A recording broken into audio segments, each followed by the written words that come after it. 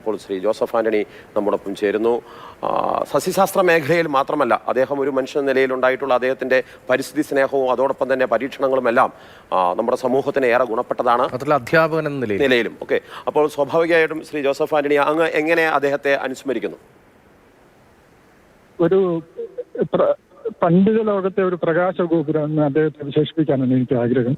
കാരണം അദ്ദേഹം കൈവച്ച മേഖലകളൊക്കെ അദ്ദേഹം അതിന്റെ ആഴങ്ങളിൽ തന്നെ മുങ്ങിയെത്തി വേണ്ട വിധത്തിൽ അത് സാധാരണക്കാർക്ക് എത്തിച്ചു കൊടുത്തു. ഇപ്പം ഒരു പുസ്തകം രണ്ടാമത് പിറക്കുക എന്ന് പറയുന്ന ഒരു സംഗതി മണിലാൽ സാറിന്റെ കാര്യത്തിലാണ് യഥാർത്ഥ ശരിയത്. ഹോർത്തൂസ് മലബാറിക്കൂസ് എന്ന് പറയുന്ന 12 വോളിയങ്ങളുള്ള ഒരു പ്രകൃതി ഗ്രന്ഥം, കേരളത്തിലെ സസ്യസമ്പത്തിനെ കുറിച്ച് വിവരിക്കുന്ന ഗ്രന്ഥം സ്വന്തം പുനരുജ്ജീവിപ്പിക്കാൻ വേണ്ടി സ്വന്തം ജീവിതത്തിൽ 50 വർഷങ്ങൾ നീക്കിവെക്കുക എന്ന് പറയുന്നത് നമുക്ക് സാധാരണഗതിയിൽ സങ്കല്പിക്കാൻ പറ്റില്ല.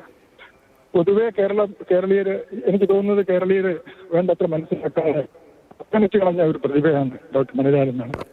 അല്പമെങ്കിലും ആശ്വാസം നൽകുന്ന അദ്ദേഹത്തെ അറിയുന്നവർക്ക് ആശ്വാസം നൽകുന്ന ഒരു സംഗതി, കേന്ദ്രം ഇന്ത്യ അതിന്റെ പത്മ അവാർഡുകളിലൊന്നും നൽകി 2020 പത്മശ്രീ നൽകി 2020 അദ്ദേഹത്തെ ആദരിച്ചതാണ്. അദ്ദേഹത്തിന്റെ വിയോഗത്തില് എന്റെയും എന്റെ അനുശോചനങ്ങൾ ഞാൻ അറിയിക്കുന്നു. പ്രിയപ്പെട്ട ഒരു അധ്യാപകൻ കൂടിയാണ് എന്നെ സംബന്ധിച്ചിടത്തോളം അദ്ദേഹം പ്രധാനം.